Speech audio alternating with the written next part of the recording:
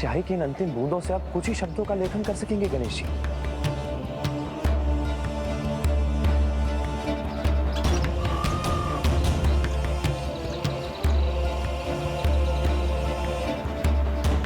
इसके लिए तो माता भूमि देवी से ही प्रार्थना करनी होगी ताकि वो वचनानुसार हमें और स्याही प्रदान करें।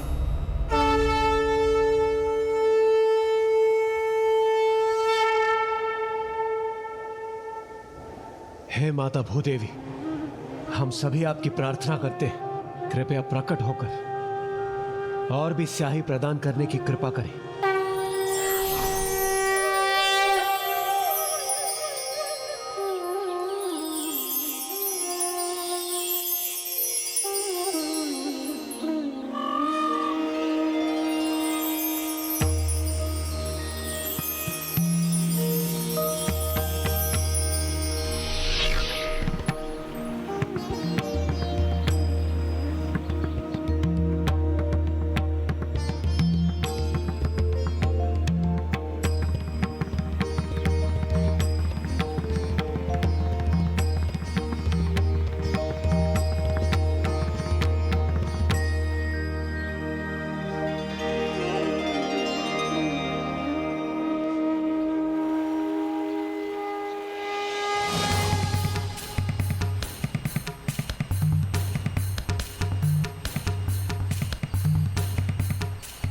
अभिमन्यु का शरीर चक्र की प्रभा से उज्जवल तथा धूल राशि से सुशोभित था।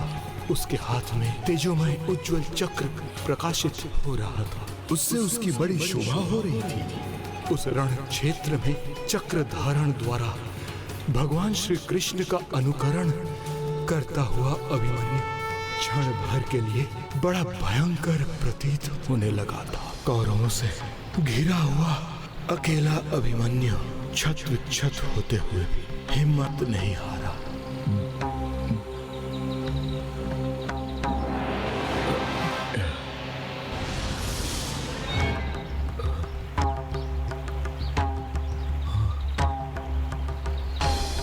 एक बार लेखन आरंभ करने पर आप अपनी रचना का वाचन नहीं रोक सकते, क्योंकि यदि ऐसा हुआ तो मैं लिखना रोक दूंगा। थक गया हूं मैं, अब आगे कैसे बोल पाऊंगा। कुरुक्षेत्र का वो युद्ध जिसमें अभिमन्यु ने महापराक्रमी योद्धा की तरह युद्ध किया।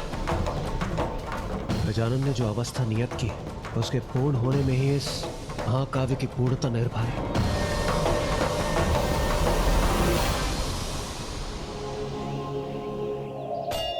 प्रिय, आप समझने का प्रयास कीजिए। क्या समझूं स्वामी? आप तो यही कहेंगे ना कि शक्तिपीठ और ज्योतिर्लिंग की स्थापना से हम अपने पुत्र के निकट ही हैं। और फिर मैं कैलाश क्यों नहीं लौटना चाहती? हम इस रूप में उसके निकट तो रहेंगे, किंतु वो फिर भी अकेला रहेगा। वो अपने मन की बात किसके साथ बांटेगा स्वामी? जैसे हम दोनों एक दूसरे के साथ हैं, उसके साथ कौन है? प्रिय, आपने ही व्यथा रखी और आपने ही उसका समाधान भी बता दिया। समाधान? कैसा समाधान? हम दोनों को एक दूसरे का साथ प्राप्त है, किंतु उसे किसका साथ प्राप्त है, यही मुख्य समस्या है ना। उसी का समाधान करना है ना हमें। अर्थात पुत्र कार्तिकेय का विवाह होना चाहिए। आपने सर्वथा उचित कहा स्वामी। फिर मैं आपके साथ कैलाश में चिंता रहित रहूंगी, और कार्तिकेय और गणेश भी दोनों ही अकेले नहीं रहेंगे। और ये तो उचित समय भी है। हमें शीघ्र कैलाश लौटकर अतः शीघ्र उसके लिए कन्या ढूंढनी चाहिए। कार्तिकेय के विवाह के सुझाव ने आपका निर्णय एक पल में बदल दिया देवी। हाँ स्वामी, क्योंकि आपका सुझाव मेरे निर्णय से कहीं उत्तम है।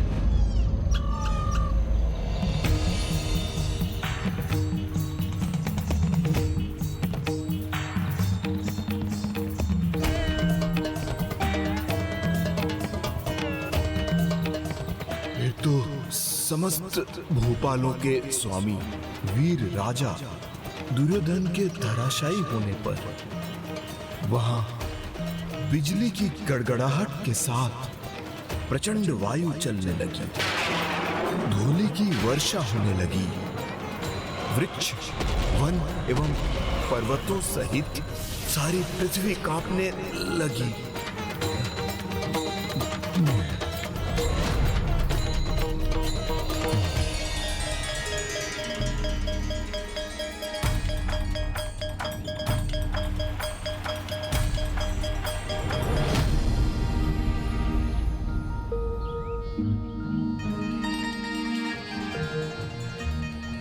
क्या हुआ माँ? अब हमें जाना होगा पुत्र, किंतु तुम तनिक भी चिंता मत करो। मैं तुम्हें कभी भी अकेला नहीं रहने दूंगी। ज्योतिर्लिंग और शक्तिपीठ के साथ मैं स्वयं भी प्रत्येक पूर्णिमा पर अपने प्रत्यक्ष दर्शन प्रदान करूंगी।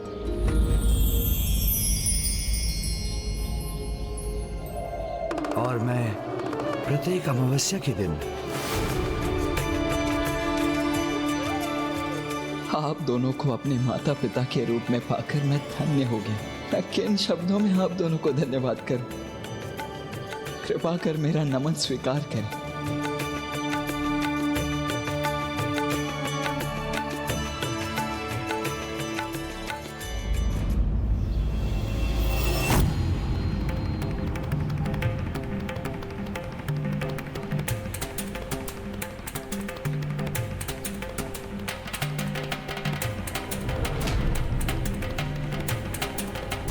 प्रभु ने तो अपनी लेखनी रख दी।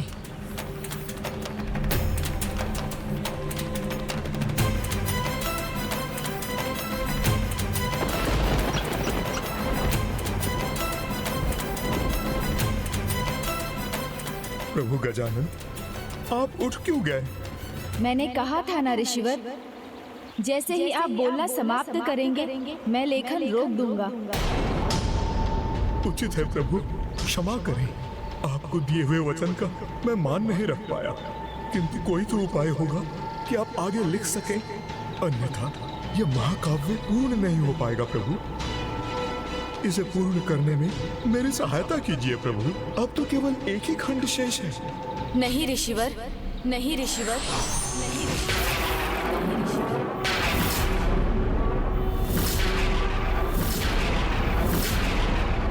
प्रभु, अंतर ध्यान हो गए। अर्थात भारत में धर्म की महागाथा अधूरी रह गई।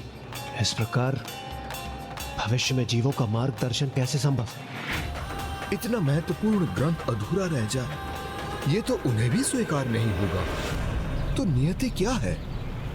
क्षमा करें प्रभु, मैं अपना कर्तव्य अधूरा नहीं छोड़ सकता। मुझे तो इस कार्य को पूर्ण करने का प्रयास करना ही होगा।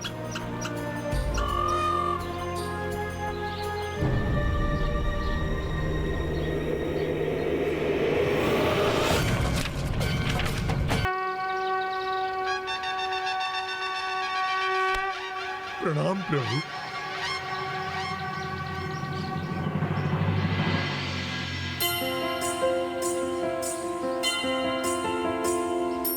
एकदन्तं महाकायं तप्तकाञ्चन सन्निभं लम्बोदरं विशालाक्षं वन्देऽहं गणनायकम्।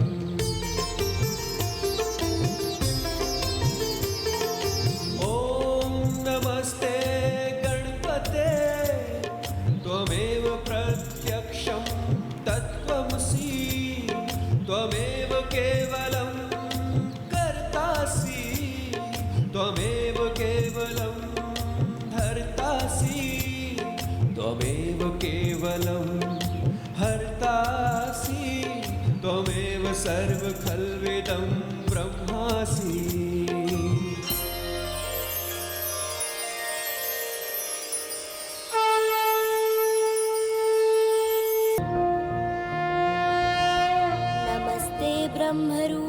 हे ऋषिवर, वैदिक साहित्य श्रेष्ठ है, किंतु आने वाले युग कल युग को ध्यान में रखकर आपने इसे सरल बना दिया।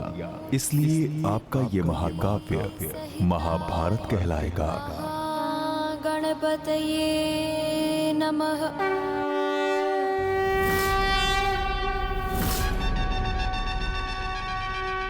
आपकी ये रचना मानव जाति के लिए मार्गदर्शक का कार्य करेगी।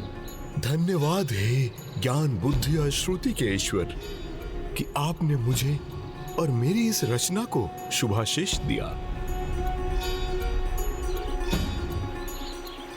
ऋषिवर, मैं अपना कार्य संपन्न कर चुका, तो क्या अब मुझे प्रस्थान करने की आज्ञा है?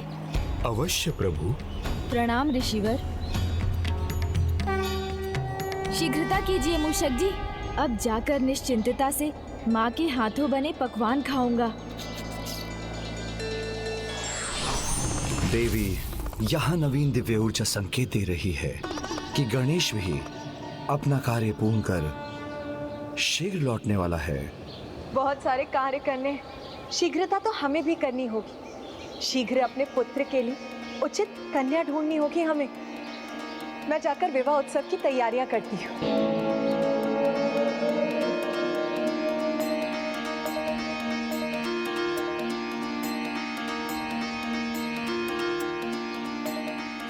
गणेश जी का विवाह? गणेश जी के लौटने पर सर्वप्रथम यह शुभ समाचार मैं ही उन्हें दूंगा।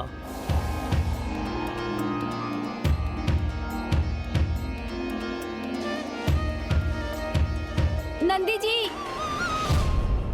गणेश जी, प्रणाम गणेश जी, आप उचित समय पर पधारे हैं। मुझे आपको एक सूचना देनी है। सूचना अच्छी होनी चाहिए नंदी जी। ये मत कहिएगा कि भोजन समाप्त हो गया, क्योंकि आपकी पोटली में से उसकी सुगंध मुझ तक पहुंच रही है। ये कोई परिहास नहीं है प्रभु, वास्तव में एक बहुत बड़ी सूचना है। पहले भोजन फिर सूचना नंदी जी। प्रभु सुनिए तो, अब कहाँ जा रहे हैं?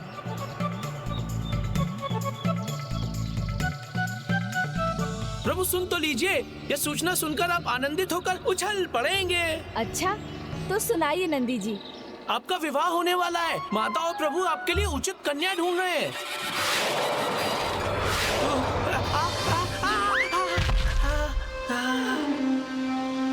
प्रभु, मेरा विवाह? ये क्या कह रहे हैं नंदी जी? अवश्य आपसे कोई भूल हुई है। आपने ठीक से नहीं सुना होगा। नहीं नहीं प्रभु, मैंने ठीक से सुना भी, कहा भी, और ना ही कोई भूल हुई है मुझसे। ये तो शुभ समाचार है प्रथम पूज्य। मैं समझता हूँ प्रभु, इस शुभ समाचार को सुनकर तो किसी के भी मन में लड्डू फूटेंगे।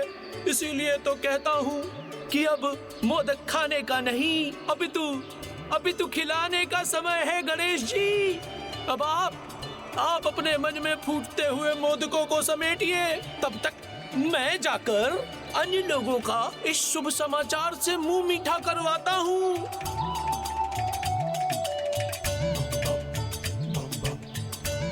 ओहो प्रथम पूज्य गणेश जी, सर्वप्रथम आप ही शुभ समाचार के साथ अपना मुंह मीठा कीजिए। फिर क्या जाने अवसर मिले ना मिले, क्योंकि विवाह के पश्चात तो आपको वही खाना पड़ेगा जो आपकी पत्नी खिलाएंगी।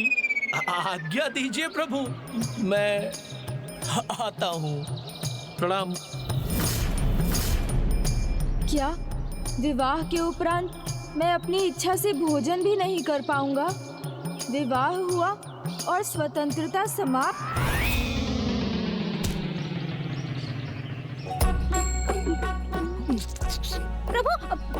प्रभु सुनिए तो, वो देखिए प्रभु, वहाँ आपकी होने वाली पत्नी। क्या? कहाँ है मेरी पत्नी? मेरा अर्थ था विवाह के उपरांत वही तो होंगी ना वो प्रभु। मूषक जी, अनर्गल प्रलाप बंद कीजिए। विवाह, ये तो बहुत बड़ी समस्या है। आज प्रथम बार मुझे किसी समस्या का हल नहीं सूझ रहा। मैं तो उलझ गया हूँ। मैंने तो पहले ही कहा था प्रभु। क्या कहा था? कि मत कीजिए। क्या नहीं करूँ? यही महान कार्य। बालक हैं, किंतु बालकों वाला कोई कार्य तो आप करते नहीं। संपूर्ण संसार की समस्याएं हल करते हैं, तो फिर सब आपको विवाह के योग्य समझेंगे ना? ऐसा कौन सा महान कार्य कर दिया मैंने मूषक जी कि माँ और पिताश्री मेरा विवाह करने पर तुल गए? क्या नहीं किया है प्रभु आपने? सब कुछ आप ही ने तो किया है। दुष्ट असुरों का अंत और देवताओं की सहायता, और तो और संसार के महानतम ग्रंथ महाभारत का लेखन। तो अब आप ही बताइए, आपको बालक कौन कहेगा भला? जो हुआ सो हुआ, किंतु अब क्या करूं? उसका कोई सुझाव है?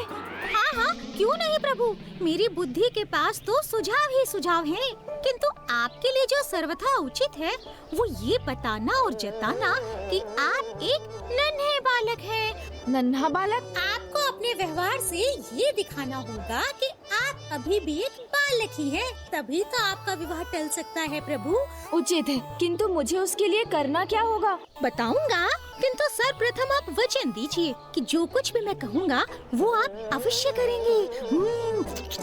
करूँगा, सब कुछ करूँगा। तो फिर आरंभ करते हैं नटखट बालक बनो अभियान, जिसका प्रथम कार्य होगा उत्पत्ति बनो। पुत्र, एक माँ की ममता को इन सब से तृप्ति नहीं मिलती। उसे तो तभी मिलती है जब उसका पुत्र उसके निकट हो, उसकी आंचल के छांव में हो, उसकी दृष्टि के सामने हो। पुत्र, मैं तुम्हें यहाँ छोड़कर नहीं जा सकती। पुत्र। देवी पार्वती, पुत्र कार्तिकेय यहाँ अकेला कहाँ रहेगा? पुत्र, इस स्थिति का समाधान तो तुम दोनों ने ही सुझा दिया। पुत्र कार्तिकेय, तुमने अर्जुन वृक्ष के पत्रों और मल्लिका पुष्पों के साथ मेरी इतनी श्रेष्ठ पूजा की है, इसलिए मैं अपने 12 ज्योतिर्लिंगों में से एक के रूप में यहीं स्थापित होऊंगा और तुम्हारी माता अपनी शक्ति स्वरूप देवी ब्रह्मरंभा के रूप में यहाँ स्थापित रहेंगी, जो उनके 18 मुख्य शक्ति पीठों में से एक होगा। यहाँ हमारी पूजा मल्लिकार्जुन के रूप में होगी और तुम्हारे कथन के अनुसार इस स्थान को दक्षिण पीठ कहा जाएगा।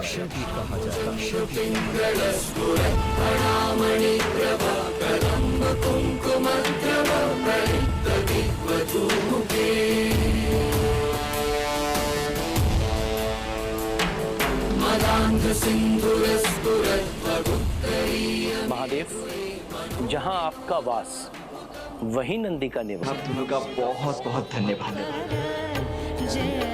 भविष्य में यहाँ एक महान विशाल मंदिर की स्थापना होगी और यहाँ के भक्तों को आप दोनों की कृपा से आपके भव्य दर्शनों का सुख प्राप्त होगा और ये स्थान सदा सदा के लिए दक्षिण कैलाश के नाम से जाना जाएगा। और मैं स्वयं यहाँ सदा आप दोनों की पूजा करता रहूंगा।